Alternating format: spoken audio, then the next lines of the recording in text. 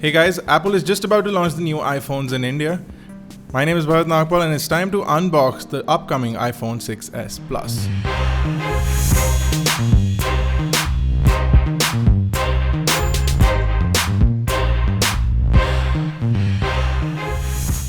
The iPhones are scheduled to come out on the 16th of October and the prices go up to as much as 92,000 rupees for the 128GB iPhone 6s Plus, the one that I have over here. I also managed to buy the iPhone Lightning dock, which will also be coming to India. The price is currently unknown. So the first thing that we're going to do is quickly unbox the device. The first thing inside the box is the iPhone 6s Plus itself. On the back it just says iPhone S. As you can see, the plastics are already on there. I'm going to put it to the side for the time being, and I'm going to go further in to take a look at the usual set of Apple things inside the box. So depending on where you're going to buy this iPhone and which variant, you're either going to get a SIM removal tool or not. In my case, I did not. You'll also get a quick start guide, and it's very well printed and has this glossy finish. And then you're going to get a bunch of Apple stickers, which is a good thing. Going further in are the three usual things that you'll see. You'll see a wall charger, which is the standard Apple style wall charger. You'll also have Apple EarPods, interesting earphones from Apple. They haven't changed this design in a bunch of years, and hopefully someone tells them that these suck and are not the best earphones available. You also get a lightning cable, so USB to lightning. This also needs to be changed, probably USB 3, or they should just use Thunderbolt to charge up the phones. But I guess the port is too big. Well, that's everything from the box. Let's go on ahead and take a look at the device itself. Now, if you're using an iPhone 6 Plus, the 6s Plus is not going to be a big difference for you guys. So over at the front, you have a 5.5-inch Retina HD display, which has a 1920 by 1080p resolution. 5-megapixel front-facing camera, which will only capture 720p HD video. You also get something called Retina Flash, which will basically make your screen light up to create or mimic a flash sort of feel. Below that, you have the Touch ID scanner, and that's about it. It's also the home button. On the bottom of the device, you have the 3.5mm headphone jack and the microphone hole. You also have the lightning connector and speakerphone grill. On the right side is the power button and also the SIM tray. So if you have a phone which requires you to remove the SIM, you're going to be doing that by inserting a SIM removal tool or a paper clip inside the SIM tray.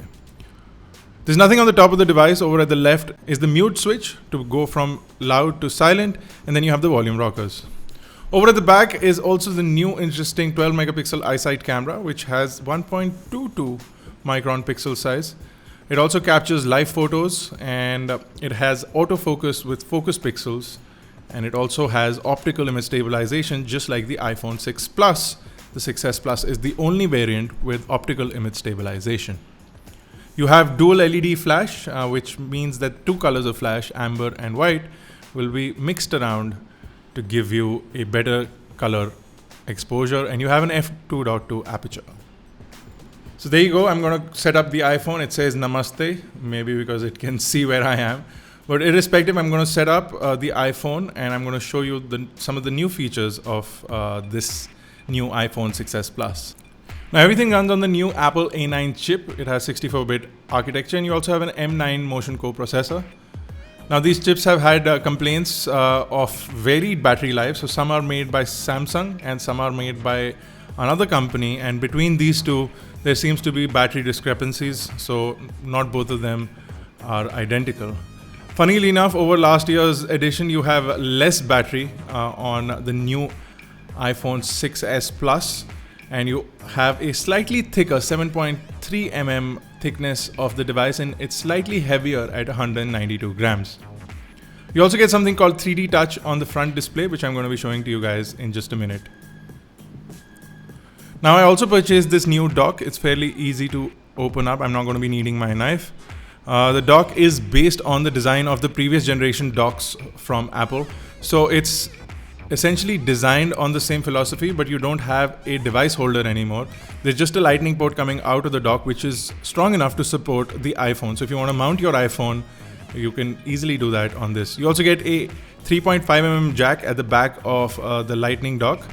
This will basically allow you to connect to some speakers. So if you have speakers, this can be used as a speaker dock for your device. So you can just connect it to this and play music off of your speakers. Earlier generation docks used to have the capability of using the Apple remote with the dock. This dock does not seem to have that. So there you go. The device is all set up. I'm going to get started with the phone. The first thing I'm going to try is 3D touch. 3D touch is quite different from just basically holding down your finger. So if you're holding down your finger, the apps start to wiggle, so you can change your display around. But if you hard press, you get the secondary menu, which is the 3D touch menu. So there's an actual difference between long pressing and hard pressing. So if you really have to hold down if you want to go into the 3D touch aspect of it. So you have to press the screen like a button to be able to go into this contextual menu, which is going to be a secondary menu for most of the apps that come pre-installed.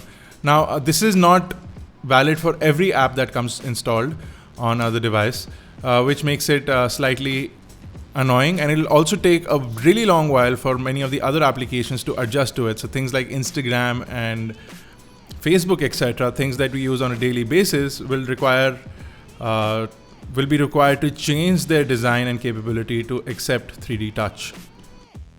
Again, depending on your region, you can set up Apple News. You can see that we already have iGyaan in our news feed. We also have iGyaan and AutoGyaan in Apple News. So in case you guys are interested in following iGyaan or AutoGyaan in Apple News, you can just simply search for them and you'll find them easily. So your usual set of applications come pre-installed. You can see over here the health app is pre-installed. You have Apple News. And if you swipe towards the right, you'll see that some of the apps, including Numbers, Pages, Keynote, and iMovie, etc., are loaded. You also have the Apple Watch application. As you can see, I have the Apple Watch in this aluminum case over here. Makes it slightly bigger, looks nicer on my hand, so I put it in this case. I'm going to sync it up with this device so that I can use it. I've been using it with my previous gen iPhone 6 Plus. So on the 6S Plus, I'm going to set it up to work with this. Now, while my things are syncing up, my albums and images, etc., are syncing up with iCloud, I'll be able to see all of those things over here. Now, like I said, 3D touch is not available for every application, including some of the Apple applications that are there. But if I use it on photos, for example, it is available. So I can search for a particular photo. I can create a new contact if I go into the phone dialer. On mail, I can go into my VIP inbox or search for a particular message. But not every app will support this secondary contextual menu. On messages, I can compose a new message. On calendar, I can set up a new event. Again, like it takes a while to get adjusted to pressing down on the screen because you're not used to it. But once you get used to it, it becomes quite easy. It also helps you preview your messages. So if you're in mail or in SMS, you can basically preview a message and swipe towards the left to dismiss it without actually reading it, going back and then deleting the message. So it makes navigation slightly faster. And once you get used to it, you become a lot more efficient at doing these sort of things.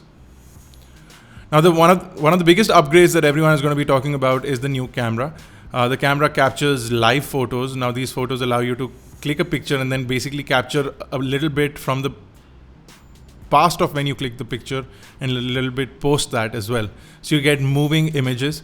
It only happens when you push down on it. So you need to use your 3D touch to sort of enable this live photo. Otherwise, you get a standard picture.